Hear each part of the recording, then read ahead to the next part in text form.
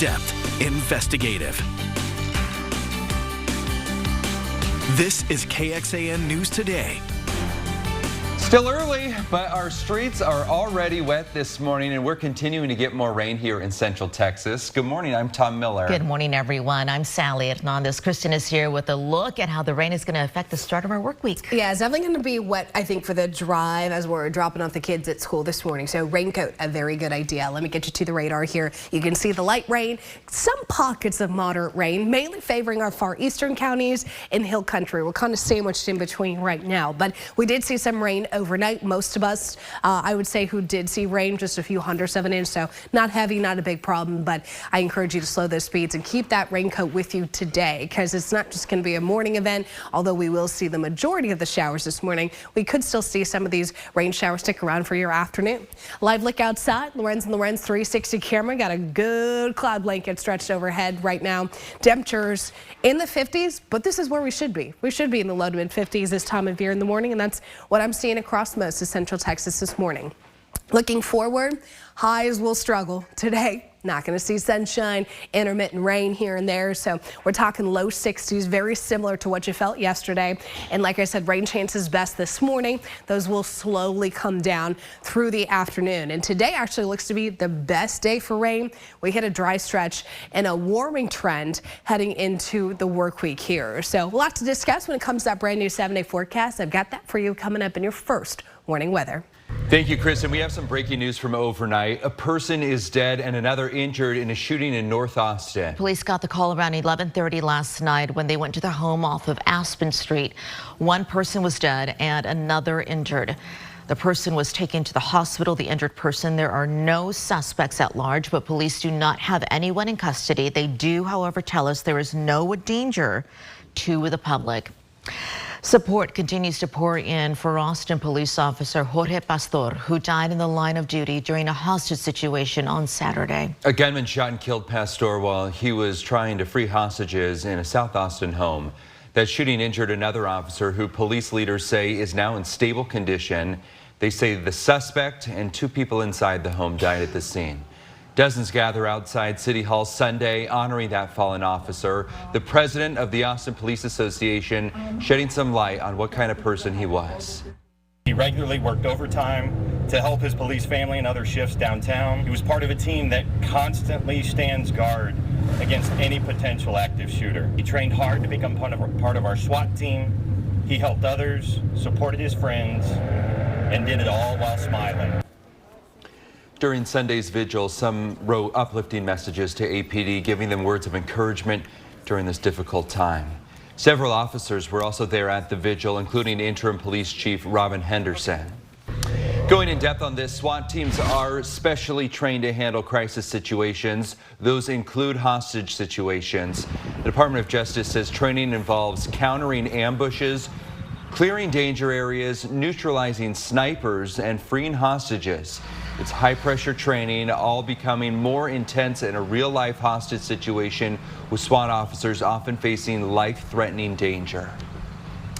Let's go to Capitol Hill now, where House Republicans have unveiled their plan to avoid a government shutdown this week. House Speaker Mike Johnson opted to go with a two-step continuing resolution over a more typical funding extension that would cover the entire federal government.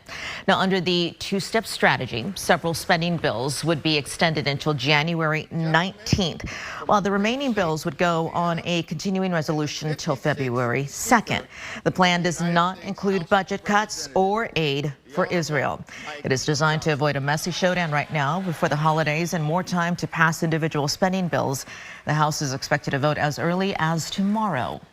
Thousands of people appear to have fled from Gaza's largest hospital. Comes as Israeli forces and Palestinian militants are battling outside its gates. However, health officials say hundreds of patients, including dozens of babies, remain there inside, at risk of dying now because of a lack of electricity. Israeli Prime Minister Benjamin Netanyahu said yesterday on Meet the Press that Al-Shifa Hospital had refused an offer of fuel from his country, though NBC News has not been able to verify that with the hospital.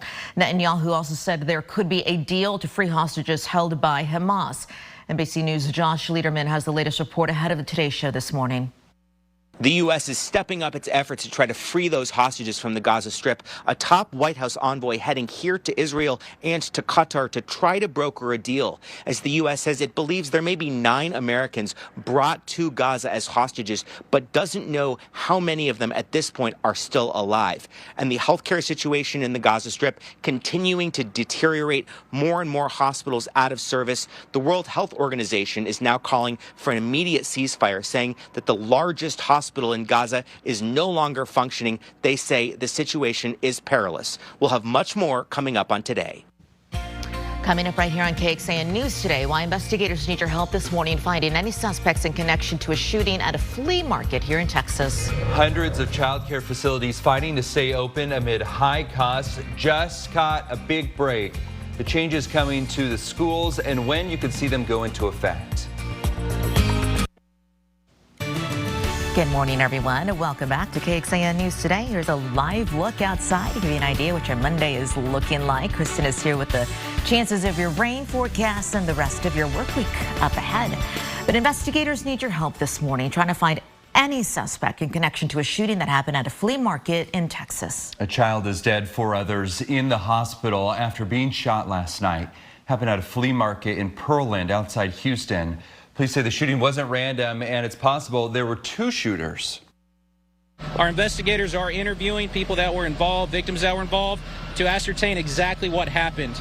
All right, but it's at this time there's no one in custody for this shooting. We're working to identify who's responsible for this act today. Pearland police say the shooter or shooters remain at large amid an active investigation. A person is still recovering this morning after a small plane crashed into a car in North Texas over the weekend, injuring that person. Investigators say the single-engine plane crashed into a fence, then hit a car. Happened as it failed to reach the runway during an emergency landing. You see the damage to that car there. First responders took 1 person to the hospital with minor injuries. Federal Aviation Administration and National Transportation Safety Board are investigating. Looking at a process known as clean scanning and why local law enforcement is in a war of words with the Texas Commission on Environmental Quality. The amount of near misses at Austin's airport in the last year is sounding alarms. What Austin City Council members say they're doing about it. Good morning. We've got an injury update on a key player for the Longhorns football team, and the Dallas Cowboys and Houston Texans handle business. That's later in sports. Keep it in. Good morning, this is a live look from Buda, our rock and dirt yard camera, and we're seeing a few showers throughout Central Texas this morning. Kristen tracking where they're falling in just a bit. This is KXAN Sports, brought to you by Thomas J. Henry. Good morning. The Cowboys have had the Giants' number this season, dominating New York, only allowing 17 points in both of their meetings. Here's how it went down at AT&T Stadium. Mike McCarthy dialing up something creative. Would you imagine that? They call it a tornado sweep, and CeeDee Lamb was on the receiving end of it. He runs in for the touchdown. 7-0 Cowboys. That was his second career touchdown run. Second quarter, same score. Dak Prescott on the play action, finding Jake Ferguson for the touchdown in the back of the end zone. 14-0 Cowboys. Prescott throwing it a little deeper this time, finding Michael Gallup on the 41-yard touchdown pass. 35-7 Dallas. 4 touchdowns, 404 yards on the day for Prescott. Cowboys win at 49-17 to improve to 6-3. The Texans in Cincinnati trying to take out the Bengals. And what a day for C.J. Stroud. Once again, fourth quarter, Houston up by 3. Stroud, he's going to keep it himself to put them up by 10. 27-24, Bengals driving. Joe Burrow to Tyler Boyd for the go-ahead touchdown. Nope. He dropped it. They would have to settle for a field goal to tie it. Final 15 seconds. Stroud finding Noah Brown for the completion. He breaks 2 tackles and gets down to the 21. That sets up a Matt Amendola field goal from 38. Good. And with that, Houston wins 30-27 to improve to 5-4 on the year. What a turnaround for the Texans so far. All right, college football. Jimbo Fisher was relieved of his duties Sunday. Fisher was in his 6th season at the helm of the Aggies program. Texas A&M improved to 6-4 on the year with a blowout of Mississippi State, 51-10, but that wasn't enough to save him. Fisher went 45-25 overall. Texas A&M Athletic Director Ross Bjork said Sunday the program was stuck in neutral under Fisher. This move cost A&M more than $75 million. That's Fisher's buyout. And finally, news for the Texas Longhorns. Jonathan Brooks, their star running back, he will be out for the remainder of the season with a torn ACL. He suffered that injury in Saturday night's victory at TCU. Steve Sarkisian will address that and discuss more on the Longhorns coming up in his news conference today at 11 a.m. We'll have coverage of all of that and reaction to the injury from Sark coming up on KXAN News at 6. That does it for sports. Let's go back over to you. Okay, thank you, Thomas. Jonathan Thomas, my apologies. I went to college with him. I should remember his first name. We're going behind the scenes here on KXAN of Sunday Night Football. Last night it was the Raiders with a 16-12 victory over the Jets. And while they each had 53 players on their game day roster, another 16 players are part of the team in a special unsung role that often gets overlooked. When I was younger, in my career, I saw it as a punishment. But as I get older and you see teams win, you see talented guys on the practice squad. And those practice squad players are given those valuable looks. You may have heard of the practice squad, but even for those who are familiar with the teammates who don't get a uniform on game day, you may be surprised to learn that many across the NFL are still very active on the sidelines every Sunday.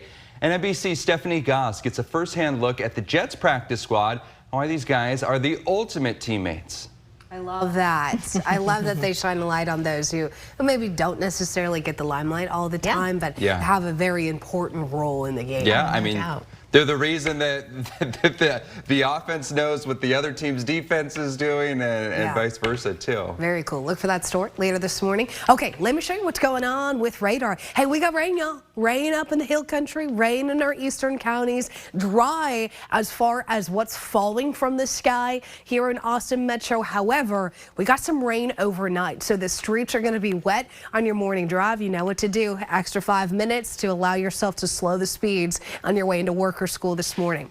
Rock and Dirt Yard camera there in Buda, looking pretty good. Cloudy sky, 52. So it is on the cooler side this morning. Make sure you've got that coat with you because our temperatures will struggle to recover today. We're in the 50s to start, low 60s to finish. Rain chances look great this morning, but they will start to taper on us getting into the later afternoon and evening. I think this computer model has the best handle on what's going on right now.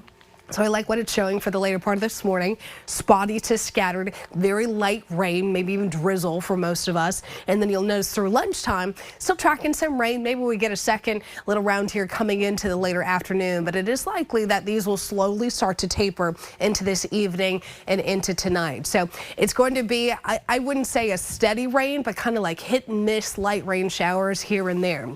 That being said, emphasis on the light. This is not the biggest soaking we've ever seen, clearly, right? Very light accumulations, no flooding concern, no severe weather, just a wet, cloudy day as our disturbance moves through.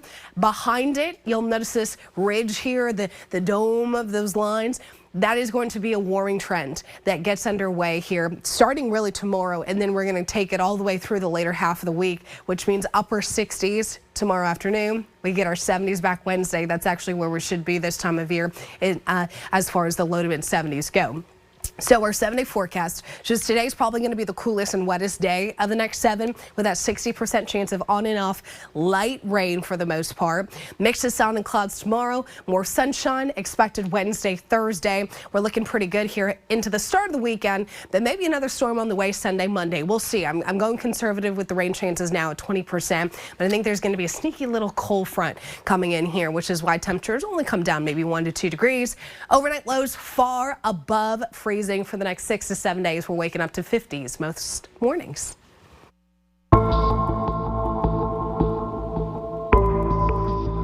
Do you think TCEQ is treating this as a serious problem?